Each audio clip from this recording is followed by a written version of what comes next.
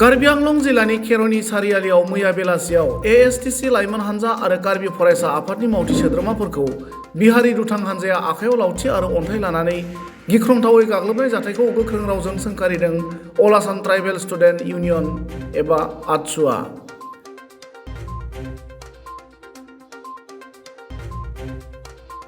मख'जाथावदि सोनाब कार्बि आंलं जिल्लानि खेर'नि पुलिस थाना सिंनि दंका मुंनि जायगायाव कार्बि आंलंनि पिजिआर भिजिआर हायाव खान्थि बेरेखायै जिउ खुंनाय सुबुंफोरा हानि पाट्टा दाबिनायनि हेंथायै गोजोनै धर्ना होना फैफिननाय लामायाव खेर'नि सारियालियाव दुथांनि हानजाया धर्ना होनानै फैफिननाय कार्बि सुबुंनि हानजाखौ गाग्लोबदोंमोन।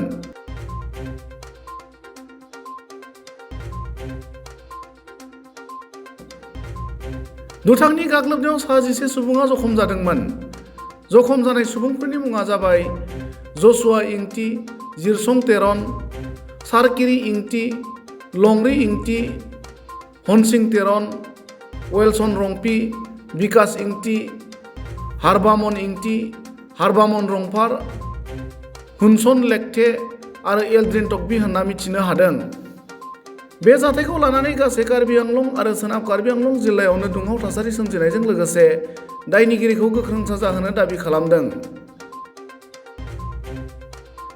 बे जाथायखौ मोनसे प्रेस रिलिजनि गेजेरजों सोंखारिनानै आटसुआ कार्बि आंलंनि पिजिआर भिजिआर हायाव खान्थि बेरेखायै जिउ खुंबोनाय सुबुंफोरखौ हा आयेन बादियै होखारनानै जेंनाखौ बोस्रांनो थाखाय कार्बि आंलं अट'नमास काउन्सिल आरो आसाम सोरखारखौ खावलायनायजों लोगोसे गाग्लोबग्रा सुबुंफोरनि हेंथायैबो गोख्रों राहा लानो दाबि खालामो।